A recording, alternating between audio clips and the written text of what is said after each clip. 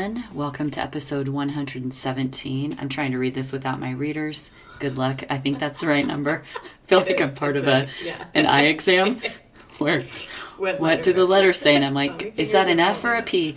117 of Genn and Millie, where a Gen Xer and a millennial share the strength-based perspective through which they view the world.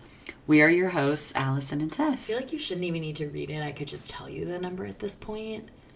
I mean... Except for whatever reason, I get really tripped up when I don't have the script. I know, which is crazy. I mean, I know. You've done so much acting that I feel like you should know your lines at this point. Just saying. You know, what's funny, though, is it's when I'm not acting that I need the prompts. It's kind of like the slides when I'm facilitating. I don't really need them. I could do this in my sleep. It's just like... However... It's like, at this point, I know to share this story. And I'll share the story the exact same way every single time I share it. But I need the slide that has the Don Clifton quote on it to trigger that exact story. Yes, it has a visual effect of comfort to me. So I can hardly read that because I don't have my readers on. Spoiler alert, Tess, I had to get bifocals. Okay. So we transitioned from readers to bifocals. Well, readers are essentially just cheap bifocals. So I got the real deal, like they're on their way, they're coming. Oh my gosh. And they have, it's like more of a try actually. So I'll be able to see out, see here, and see here. Okay. And the whole process of it, like I've known I've needed these. And could I get by with my readers forever? Yeah. But I have to take them on and off, and when I'm in front of the screen, it's really super annoying. So I broke down and did it. I have come to a place of acceptance. There's a whole lot going on. Yeah. There's a whole lot going on here, actually, with acceptance and some things that I'm just going to stay in denial about. But about aging, that it's interesting how I fight what would make my life easier. Because it denotes, like, acknowledging that you're growing older. Yes. Wow. Yeah, of course. There's something so richly psychological about that. Yes. So much so. So on that note, the not being able to see this and admitting that I can't see this, and I don't know, the readers are right here, but to take them on and off my head is just such a frustration. And so I have been around all this past week someone who has prescription sunglasses. Yeah. Which I find nerdy. I do. I find this very nerdy. Like, just wear your contacts and put your sunglasses on, right? But would it be better to do clip-ons over your... Well, I mean, but I'm like, wow, these Maui gyms are prescription? And then I'm like, look at you, Judge Judy, who, is coming in. You just ordered your bifocals. You should probably shut your mouth. Prescription sunglasses. Do your bifocals have the very visual little square in them? No, I paid extra to not. Oh, wow. Okay. I paid extra to look normal. Okay. I paid extra to look normal. Well, I look forward to seeing them. And they're very on-brand Allison sort of glasses, but they're fun. Of course. And I learned a bit about myself in that process. I'm so proud of you. But like making an eye appointment, like just the process of things is really, I've been so insanely travel heavy, and as I mentioned in the last episode, things have just taken off in a way that I couldn't anticipate. So I am getting better day by day of naming. I actually have these needs that should I go about taking care of it, I might feel a little bit better about myself. Yeah, that's good. So I've got a great quote to start us off today, which may require me to put my readers on to read. But I've been reading Brianna West. Okay. No problem. She wrote The Pivot Year. She wrote The Mountain Is You. West, Weist, Wiest. Yeah. Okay. I'm not always, sorry, Brie, if you're listening, I'm not always a fan of her work. Yeah. But Pivot Year is daily reading for me that I really like. And this one made me think of the readers and the aging and all of the things. But this is day 93 in my journey of reading this book. Your experience of today is constructed from the minor choices of yesterday. Where you left your shoes, the email you didn't answer, the appointment you forgot you made. The lingering emotions wandering through your insides, undigested, unplaced. The more you get better at anticipating your future needs, the easier it becomes to be present within your life. The more you learn to live in this equilibrium, you find it easier and easier to sip the tea and not worry about so many other things because they're settled. Even if they're not, you trust yourself to handle them. You do not need to reactivate your nervous system and pump yourself full of adrenaline-fueled focus to remember to take care of what your needs. Let me say that again. You do not need to reactivate your nervous system, pump yourself full of adrenaline-fueled focus to remember to take care of what needs caring for. Your choices must begin to reflect not just the person you are, but also the one you're becoming. That's beautiful. That's beautiful. I think a lot about future self because I'd like her to be proud of me. And one of the things that has happened this week is future me did not do the best job taking care of the needs of Allison. And I had one of the worst days ever at work. And I mean ever. And learning about like just a little bit of prep or a little bit of planning and all the prep and the planning in the world cannot prepare you for was a great reminder to me that there are going to be bad days at work. Even in work that I love, even in work that has brought me tremendous joy, even in work that has taken off, even if me being so aligned in my purpose, I am still going to have difficult days. And as a result, I think I become a better facilitator, a better teacher, a better coach, a better consultant, because it's through those scenarios that I grow exponentially. Would love it if that was not the case. I would love it if I could just show up in tomorrow and things just go really, really well. And I don't have to learn all these lessons of today. I would be super helpful, universe, if you can hand that to me. But I spent the last week in California. The majority of that week I was with a team in LA, and an amazing team, but a team that is all remote. So they exist in virtual space. And one of the things future me had not thought about regarding this team was just how uncomfortable this team would be with what I would call real life water cooler commute, going to the things. That really revved up their nervous systems and irritated them. And as a result, we had some trickiness. They also are a team that leads with self-assurance and competition. So they basically said, nope, actually not going to do that. We're going to do this. And I got to a point in the day 3 of teaching where I just turned my hands up and said, what do y'all want to do here? What would look like success to you today? Because we are clearly going off the rails. And I'm going to reveal to you vulnerably as a facilitator, I don't really know what the hell to do with you right now. And their capacity to first and foremost empathize and respect and honor me was amazing. But they had such a desire to get to what I would call a month's worth of learning in 2 days that they just couldn't turn that need off.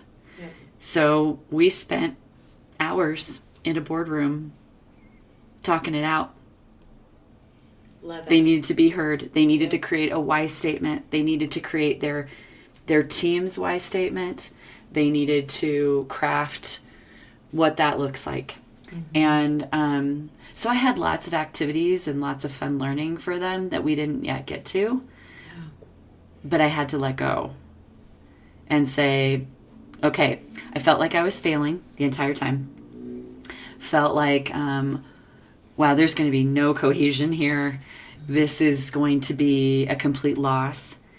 And instead, when I kind of turned it over to them to lead themselves, granted, this is day 3 of learning, they stepped up and in to leadership roles. And they were willing and able to get things done when I got out of the way. Now, as a facilitator, sometimes you think you got to be in control the whole time. Like, you let them explore and you guide them and you bring them to that place of, first they got to get to know each other. They'd never been together.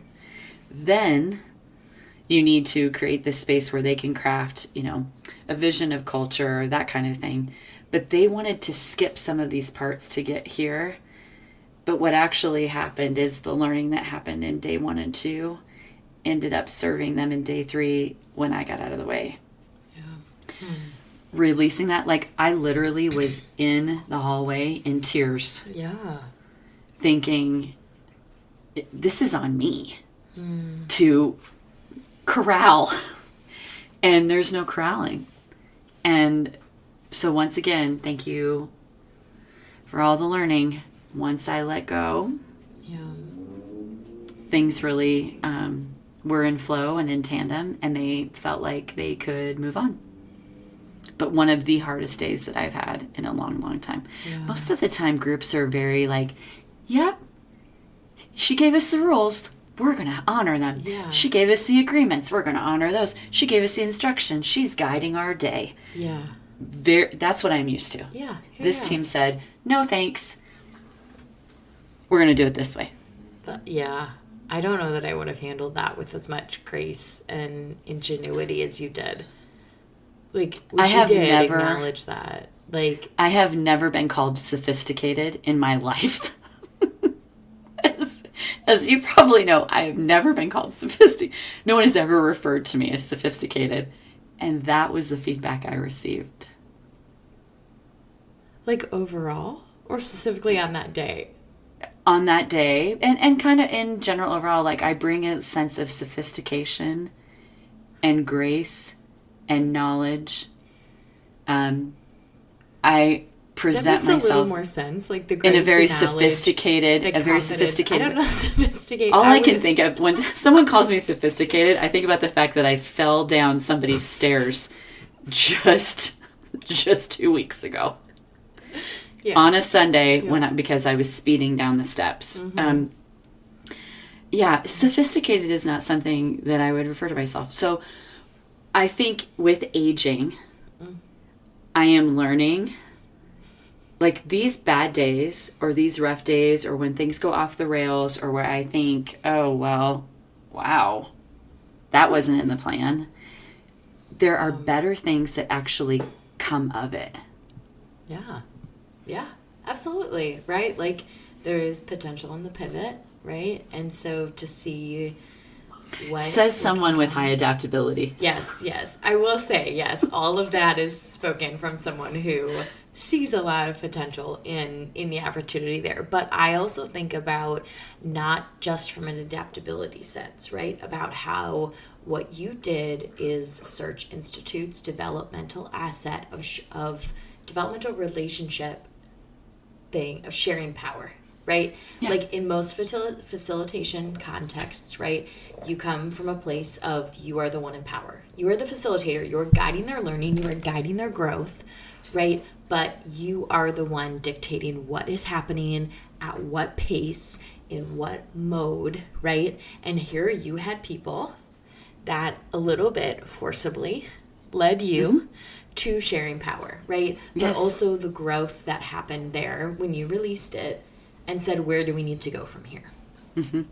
And, I'm establishing trust with the team every step of the way. Yeah. So pre-calls, I was establishing trust with the individuals, bring them together. I should have known when we were doing agreements, and usually I set out the agreements and say, here's what we think. And I'll say, does anybody else have any other ideas? And they're like, oh, looks pretty good. It was an hour-long conversation. It's like this team. About additional agreements. And I thought to myself, oh. That's so fascinating. I have so many questions about this team, right? Like what kind of I industry, what kind of like positions are they in, all that kind of stuff that I'm like, I just want to psychoanalyze them so much. And based that on their strengths, like yes, that is an offline conversation. For sure. They are amazing. And I fell deeply in love with this team. And I think there was a lot of reciprocity in that, and I have continued work now going on with this team. LA is not my typical teaching ground either. Yeah. So very different for me, different vibe. Navigate. I swore I will never, ever, ever complain about Denver traffic ever again, rest of my life. So I was West Hollywood, like Sunset Boulevard. I do not know LA geography at all.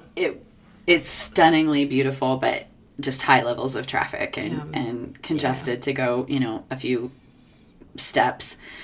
But, those kinds of things that slowed them down were so clear. And it's remarkable to me in this work how humans, I'm just fascinated with how humans show up. Oh, yeah. And, same sort of vein. My nervous system was just wrecked this week. Yeah. I was wrapped up with the team, and then I had personal travel, and I was sharing with you in the green room. The person I was traveling with, he does not believe in early arrivals, so we showed up 30 minutes ahead of our flight, and which I thought multiple times to hear about. Well, so prior to that, which I hadn't mentioned yet, but prior to that, I had set up this surprise sunset.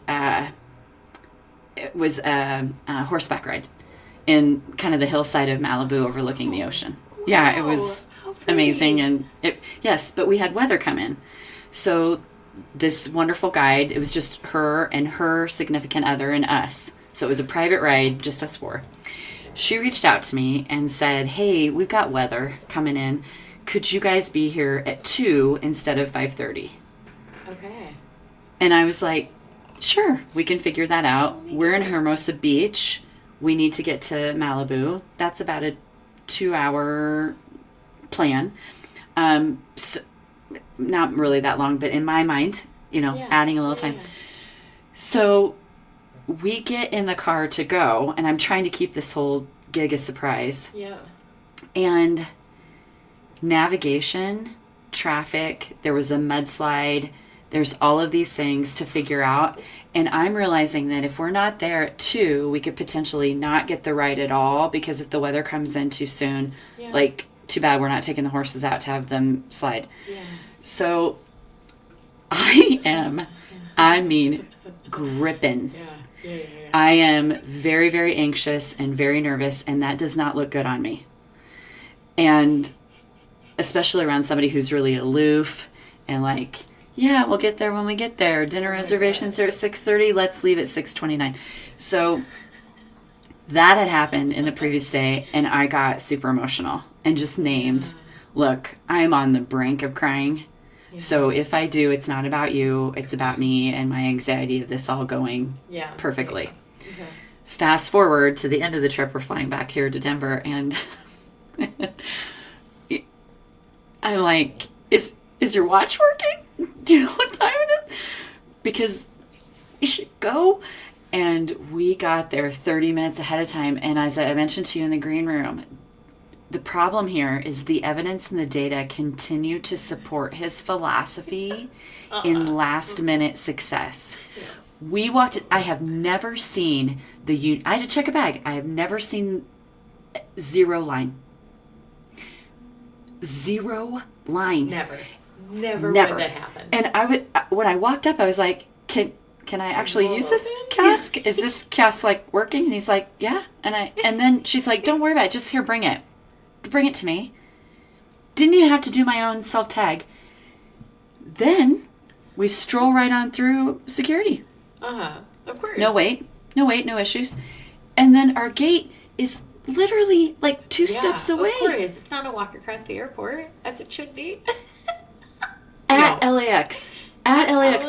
Yeah. So we walk up, we have like 10 minutes yet. Oh my God. So you get to the airport 30 minutes before your flight leaves, right? Not even, and you have to check a bag. And so in any normal chain of events, this would mean that you miss your flight. But because of disaster. Total disaster. For Allison. Total disaster. But somehow, in some way, everything continues to line up so that his timing... So I ask you this, and I want you to think about this. No. Energy contagion is a real thing. On our flight home, there were very anxious flight attendants. I don't know if it was their first time flying into Denver, but everybody was all rattled about turbulence. That is a normal part of flying into Denver. Yeah. Doesn't matter. It's usually worse coming one way or the other, but doesn't really matter. You're going to have turbulence. I have never heard a flight crew speak to it so much. Over and over, at the beginning of the flight, in the middle of the flight, at the end of the flight, we have 2 minutes to turbulence, so we need to take our seats. Hey, all, we have 1 minute. The pilot is telling us we have 1 minute until things are going to get real bumpy around here. Like 4 times they said, tighten up your seatbelts. I'm like, we're going on a ride. Like, I was excited about it. I'm thinking, I've never experienced this kind of turbulence. It was nothing. Yeah. But they had that whole group of humans so ramped up and anxious. Yeah. There was a medical emergency on the plane. Oh my God. There was, so I kept thinking to myself, and, here next to me, he's just like. Cool as a cucumber. Yeah. Sleeping. Oh my God, no. So I'm thinking to myself, is energy contagion, actually, I'm not asking myself, is it true? It is, it's real. Yep. And my jitter crazy sort of, we need to be there 3 hours in advance doesn't help me. It often leads to me being more forgetful and more likely to be late because I'm in such freneticism. I mean, there's no way I'll ever be able to buy his personality and put it in a vial and, inject it into my system and all of a sudden I become cool as a cucumber. That is not going to happen to me. What a vivid scenario, should it? But I would love to learn from it. Yeah. And I am trying really hard to learn from it because that energy would have helped me in my worst day at work. Yeah. That's good. Wow. So much there. So much to learn. So much to talk through. I think I'm really glad that you shared this worst day at work, right? Because I think in this space, this container, the two of us being who we are, willing to make these seismic life changes to follow passion and purpose, I think it could be really easy to listen. I hope nobody believes this, right? But I feel like we debrief well, we're intentional about our conversations, that I think it could be really easy to be they know what's up, they've got this figured out, right? We're learning. We very much admit that all the time, right? But I could see how from an outside perspective, it would be easy to think that we're sophisticated. We are. Yeah. Once again, I don't know that I've ever gotten that either. But I think more like work is easy for them, right? Or work is, or even life is, because they take this posture of learning, right? Which I get that. And a lot of life is really great. Not easy, but really great, because I feel like even in the worst day at work, there's opportunity to learn. And you've already noted the learning opportunities that have come from your worst day at work, right? But I feel like it's also important to note that sometimes we just have shitty days at work and we can leave it at that. That can be the period, right? I think there's always opportunity to learn and grow and reflect from really hard days. And I think that that's a really good and important step. But also, sometimes hard days are just hard days, right? And sometimes we need to leave it at that for our own health and move on rather than dissect what the worst days have taught us, right? That kind of emotional labor then keeps you hyper fixated on your worst day. Do you think that you and I do this? This is just an epiphany because I I'm part of a team that's high individualization. Yeah. And I've been noticing lately that it's actually a watch out for us, that we're also high individualization, that we constantly customize. But I was curious just now as you're saying that, we have a bend towards high learner. Yours is much higher than mine, but mine is high. Yeah. Is that... Yeah, yes, certainly, right? Like, we're always... people with high learner, right, and people with high developer, right, with which both of us you have in your top 10, right? And like, I haven't looked at your full 34 in a bit. It's fairly high for me too. Like, I feel like that combination is predisposed to see opportunities to learn and grow from experiences, right?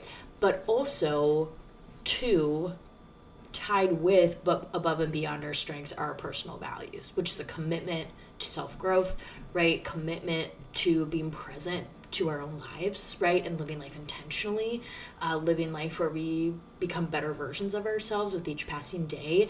And so it's a both and, right? You don't need to have those kinds of strengths to constantly be doing this, right? But I think absolutely, right? Like, there's people who are predisposed to kind of constantly doing this digging and tilling, right, of our own lived experiences to see what kind of lessons we can glean from them. And it just, every once in a while when we chat, it occurs to me that it reminds me of when you first looked at your strengths and you said, you mean not everybody does this? Yeah. Sometimes I'm in awe when I think, not everybody wants personal growth.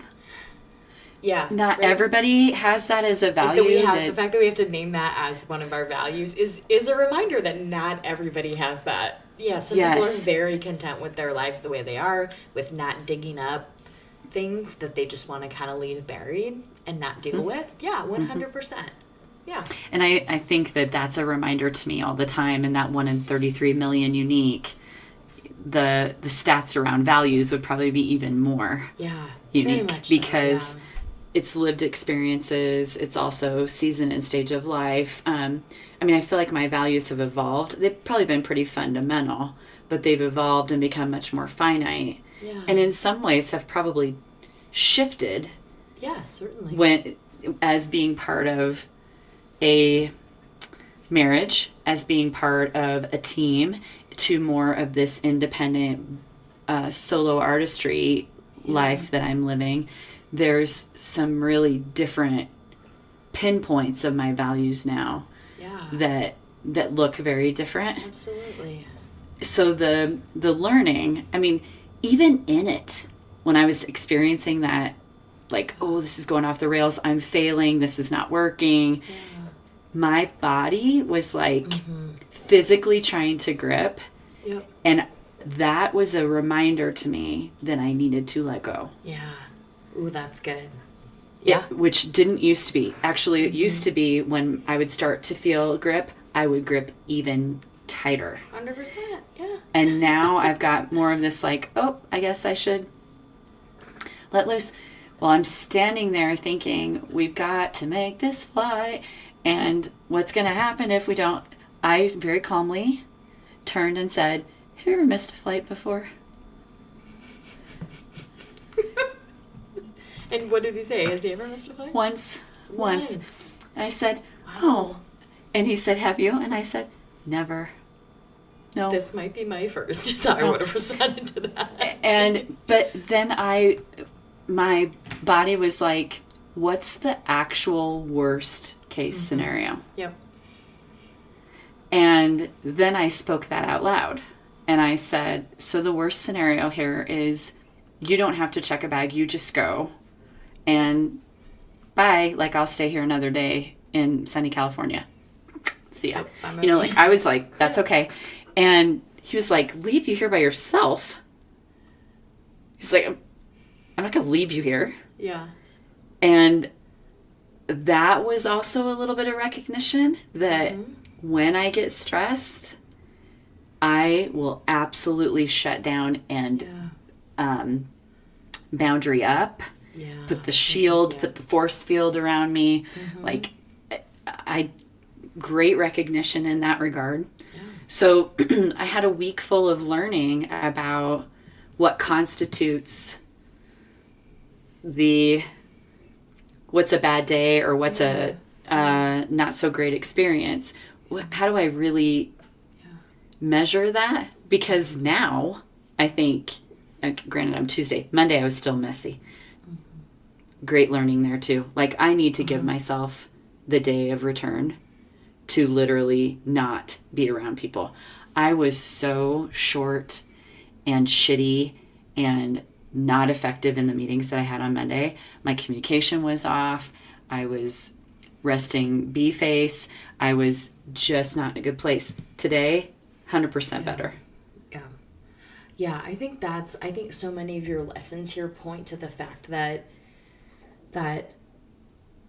you can glean so much from rough times, rough experiences, bad days, right? But I think I want to reiterate that you said that so much of your learning from this last week, which included some really hard moments, and that learning I think comes from multiple places, right? Like it comes from your strengths and your disposition, you're bent towards that. It comes from your commitment and values. I think also you noted it, but I want to name it out. Like it comes from, like, as we live more life, we gain more experiences, but that experiences provide us with data with how to respond, right? They provide us with information based on, right, naturally, how have we responded in the past, right? How are we being bent towards responding now? And the choice as to whether or not we want to respond the way we have in similar situations or choose something different. And you made that choice, right? Like I'm thinking also like psychosomatically, right? When you started to like tense up, right? And you in your own intersection of all of those things, right? Personal growth, your values, your knowledge of self-awareness and your own strengths, right? And the lived experience you have, decided that you didn't want to respond the way you always have, and you chose to respond differently. And like in like the anatomy of a self-growth moment, right? All of those things come together to make a different choice, right? That it's not this, like when we talk self-growth at this high level, right? When we talk strengths, like all of these tools that we talk about in this space are all things that go into our toolkit that in reality, where and when and how self-growth happens is in these types of moments, right? Is in these moments where you choose a different response, a different reaction. You choose to go a different pathway than you normally would have, right? And what data does that give you, right? About how you're responding and who you are by making that choice instead of one that you might have taken before you went on this path, right? It doesn't happen. Reflection, conversations, journaling, all of these things are fabulous tools. Your top 5 report, all of these are great, right? But the actual self-growth happens when you make the different choice, right? When you choose to respond differently in a more healthy way and something that's more aligned with your strengths, right? Like, and I think that's such a beautiful testament to like, this is what it actually means when we say all of that stuff is important. All of that is doing the work, right? But all of that leads up to you being able to, in a moment of high stress, right? Of frustration, of nearing breakdown, to choose a different way. Right. Mm-hmm. And now seeing how that then shifted the outcomes versus if you would have continued to tense up and tighten up, like what would that scenario have looked like? Had you said, actually, this is what we're doing, right? Like you probably would not have had the kind of growth. You probably would not have been called sophisticated, right? If you had been militant in sticking to your approach and tightening up like how you would have responded, before. I wouldn't have them asking me to do another one of these in 3 months. There you go. Yeah. Can you think of a moment recently where you had to pull from the tools? Oh my gosh, all the time. I had to pull from the tools every damn day, I feel like. I just got off taking my comprehensive exams. And let me tell you, I had to pull every tool in the toolkit and dust out the bottom of the bin to try and see if there were more tools that I hadn't found yet. It was like it's like all the stress, if you can put yourself back to finals week, when you have all these papers, right? And like think about it, like in grad school is that much like tougher, like with more papers. PhD programs are that much tougher, right? It's like grads, or it's like finals week, but probably multiplied by 10, right? Like this is like this exam more period, than 10, probably more than 10.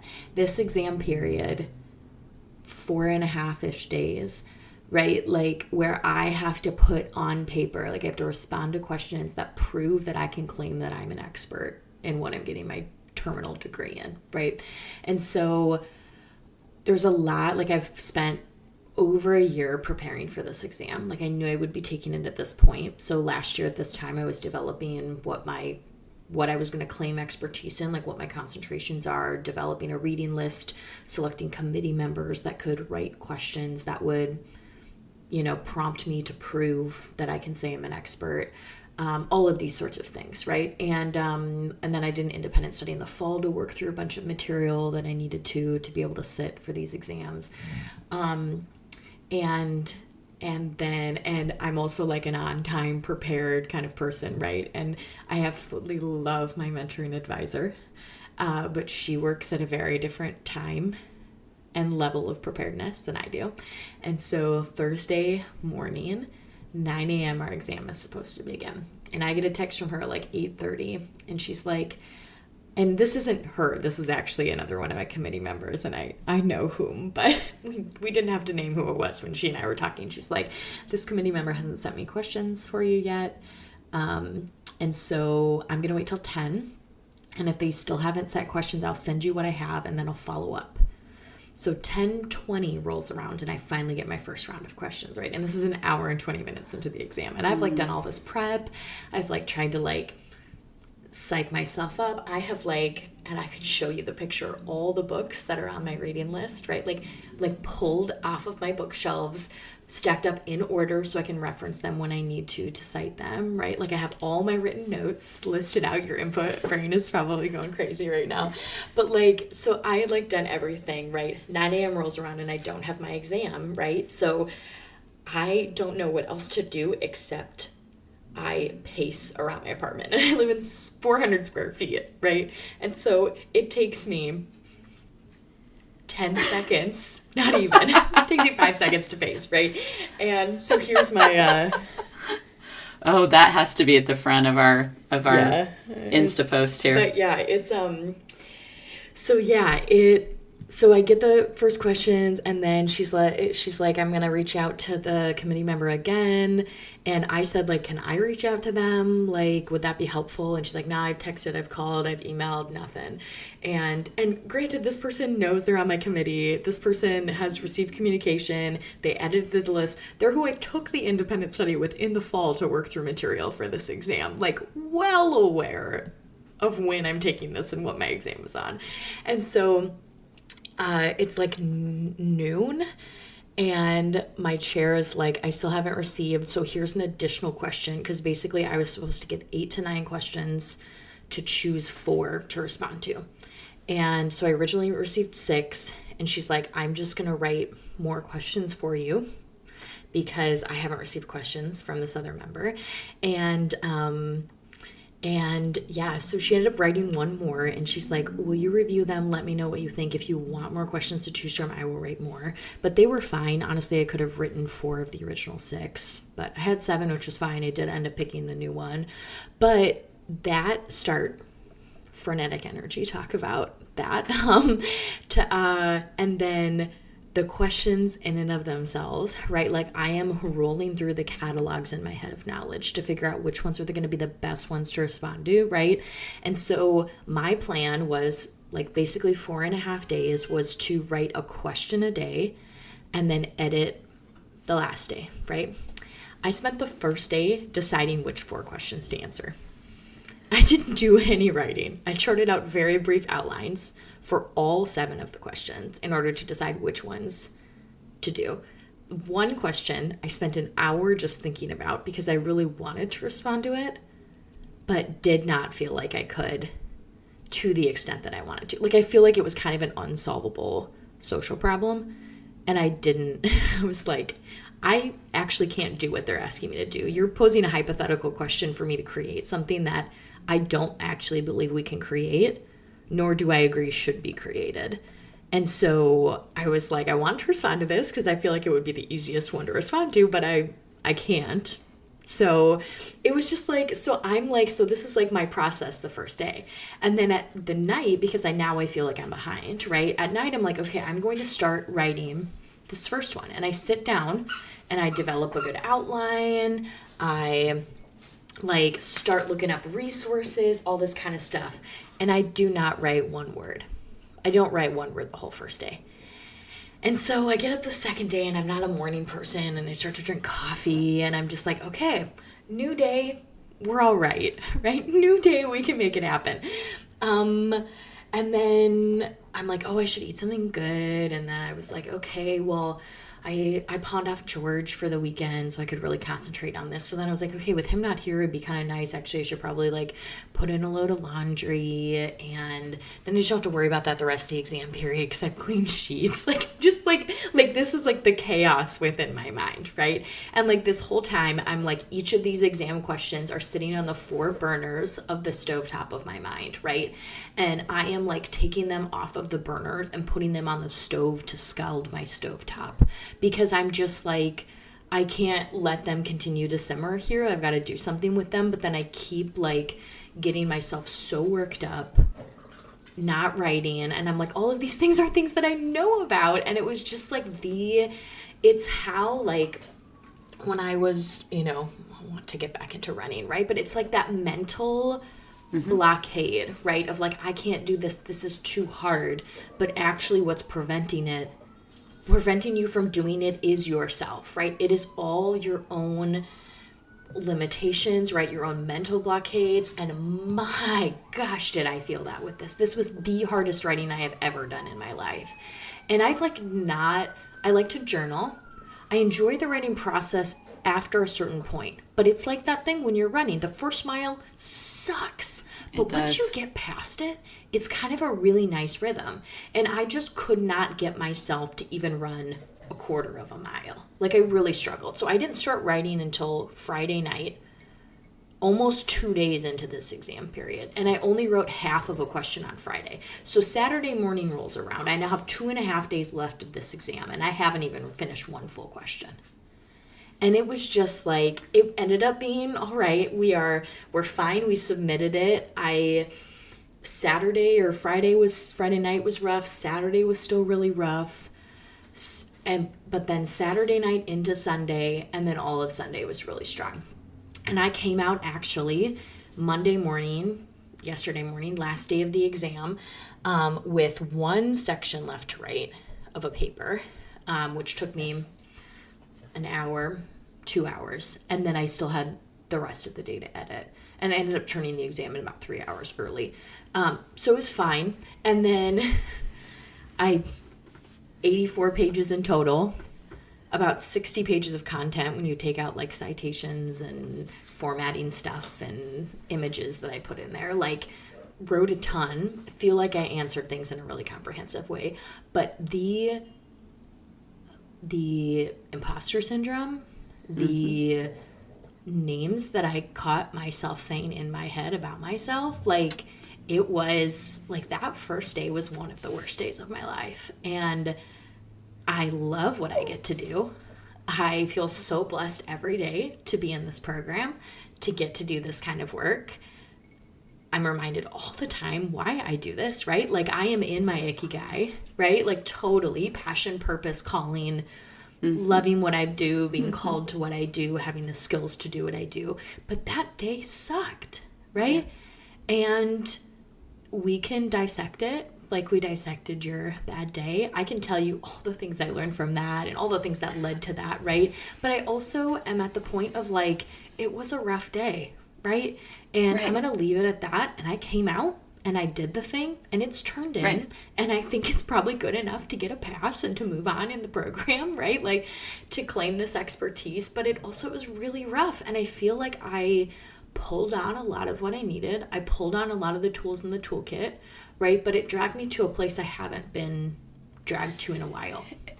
And I think, so 2 big questions as I was hearing you. One, what the hell with the person who doesn't show up? With the... Yeah. Like, I don't understand humans. I don't. So that's a big question. The other, I was thinking this whole time, you probably have to be in existential crisis. Like, Have I made the right choice in what I'm doing? Oh, I'm sure at some point that crossed my mind, You know, multiple times. But then when we start to get into that space of who am I? Yeah. And I had a lovely conversation this past week where I share that I often hear, I have my mom's voice in my head often. And there are two things that come up. One is, you're a little too big for your britches. And the other is, who do you think you are? Yeah. And let me tell you, the writing prompt of who do you think you are is probably one of the best writing prompts. Especially when I'm in not the best of spaces. Yeah. Yeah. Because if I can turn it to the pen or the pencil, I get out of imposter syndrome. I get out of my own way. Yeah. The channeling of the writing puts it on the paper to say, is this actually true? Yeah. And no, I'm the narrative that we can go down in the lack of belief in self. Yeah. It's a slippery slide. Yep. And I think the tool for me of writing is always going to help me get to the outskirts of the narrative. Sometimes I do that through the naming of the archetypal parts, but I think even you dividing up instead of absolutely taking on full force gave you an opportunity to do the tools of a little bit of self-healing. Yeah. That picture that you just showed me, which has to go on the Insta post, adaptability loves aesthetics. It is aesthetically pleasing and calming. Your little, you create for you what you need to temper the freneticism. Yeah, and I think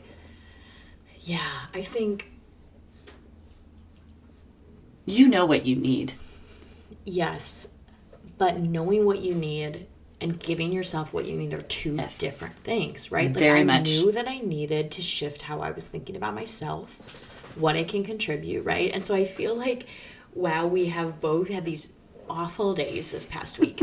I feel like you responded in a way of self-growth, and I need to do a little bit more work. Right? Oh, no. Like I see that you totally responded in self-growth because you didn't stay up all night long.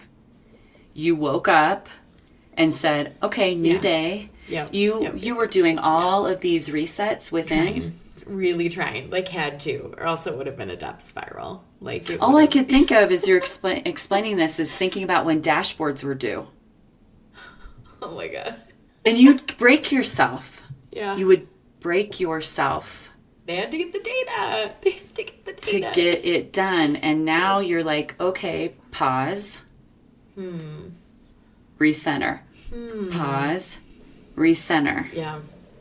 Yeah, gosh, that's good. I need to see. I'm still running on the very minimal sleep, major sleep deficit from this, so I haven't quite thought through that. But I think you're right, and how I've responded in high stress situations in the past, which, full transparency, it was not all healthy. There were a lot of mental spirals, but also still didn't eat well, still forgot to eat, still forgot to do things I needed to do to care for myself in a lot of ways, which is how I get when I'm really stressed.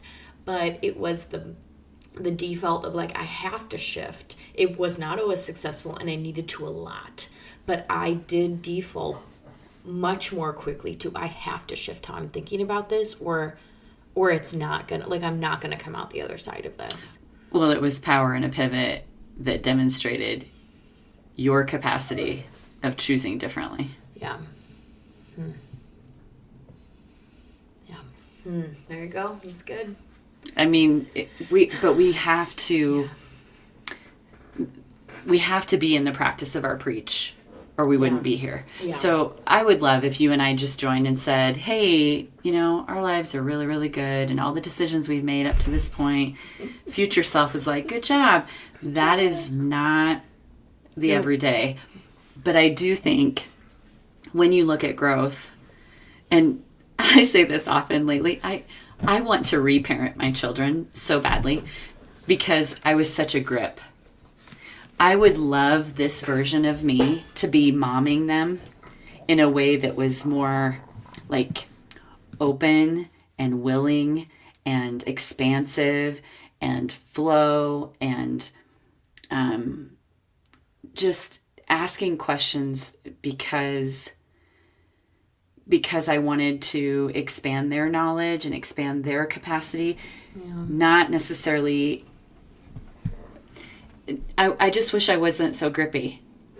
I love the therapist I work with. She will call me out when I say I should or I wish I could have, or if I could go back. She's like, yeah, we don't exist in that shame space here. Nope, no thanks. But okay. I would love to go back in time and reparent my children because I would be so much more effective and so much more loving. I would release the grip. The world, the universe, everything is teaching me. Partners who are showing up in my life, humans who are in my circle, humans who have just recently been part of my circle and who've been always part of my circle are teaching me how to let go of the grippiness. Love it. And future me is like, yep, we got there. We're still going to have to practice. It's good. Yeah, I mean, that's totally part of it is we learn, right? Every situation is an opportunity to learn and to grow and to shift, to practice what we preach, right? And then also with the other side of that coin, the ways in which we don't practice it to the fullest extent, or we can shift how we practice it, right? To live it and to embody it in an even fuller way. Yeah. And if we're lucky, we have people in our life who gently call that out. Yeah.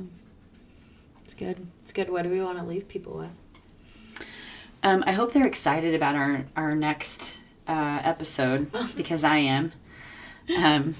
I think we're going to do like some live sort of personality fun awareness that the TikTokery has brought to my life anyway.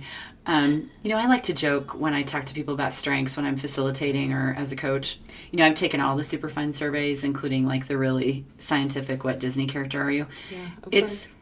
To me, some of these are really, really fun because they also tell my strength story, which is science proven. Yep. So I think this will be kind of a fun sort of, we're smart people here, right? We talk about best practices and we talk about tools that are proven, but we also have fun. And so I think... in our sophisticated fun. We have sophisticated fun. When that word was used, I said, what'd you say? I know, I was just like, wait, I'm sorry. In response to what? In response to you being you? Like, no, wait, it's not. Said, wait a second. I mean, not that it's like you're the opposite of sophisticated. It's just not. No, it's not probably clumsy. It's not probably one of the top 40 adjectives I would use for you. Like, it's in there, but it's definitely not. Top 40. Wow. That's pretty graceful. Not in terms of graceful. Still in terms not. Of your language Still not in the top 40. No, very much so up there. So synonyms of sophistication, but not sophisticated. Right. So you should have seen my shock. So I was which you like, could not mask, what? of course. And I said I spend a lot of time stumbling, and then later when I was kind of debriefing with my colleague, I got to more of the root of that. And that is, that's self-protection. Oh, 100%. So if I tell you before you even get the chance to witness me fall down your steps that I am a messy wreck, you then know that I'm a messy wreck. And then you don't call it out in me. I call it out before we get there. That stumbled down the stairs, by the way. Literally and figuratively, like it was because I was in a hurry. Yeah. And because I was rushing, and because I thought I have like a very quick speed. Once I make a decision to do something, it's like we get off the plane, I'm gone. I'm practically at a baggage claim, and I turn around, I'm like, hey, But like, that's a watch out, because that speed will cause a stumble. Yeah. Yeah. It is. And it's totally like identifying yourself as a clumsy person or as a awkward person, like, is very much a leaning into your own insecurities, right? So that self-deprecation. Other people won't call it out. Yeah. Yes. Yeah. 100%. So, to hear sophisticated and then to see that word again later in feedback, I was like, or survey, I was like, goodness, I don't know what I am pulling off here, but I will be grateful for it and I will lean into it. Yeah. And it's been interesting since someone named me in that light, already some things that I've decided about doing. Ooh, love that. Mm-hmm. We love that. Okay. So not only look forward to next episodes, but I think in terms of like reflecting on this one, like, when was your last bad day, right? What did it reveal? What tools did you use? What tools did you use? How did you respond to it, right? And sometimes we don't always respond in the totally healthiest way with all the tools in our toolkit, and sometimes we do. And we get to learn from both of those experiences. And sometimes it's okay. If you don't want to engage with this follow-up, don't engage with this follow-up. Leave the bad day as a bad day in the course of your life story and your life's history, because it brought you to today, right? So, okay. So without further ado then, thank you for tuning in to episode 117 of Genn and Millie. If you enjoyed today's conversation, consider sharing this episode with a friend. To share your responses to the questions that we pose, the best way to do so is by giving us a follow on Instagram. That's at Genn and Millie, at GENNANDMILLIE. And I just want to note that I did all of that from memory because I exited out of the intro and conclusion script. What a great bookend to this conversation. Because you're sophisticated. Oh, again, not a term I would use to describe myself either. Definitely not in top 40 either for me. So, and with that, thanks for joining us. Until next time.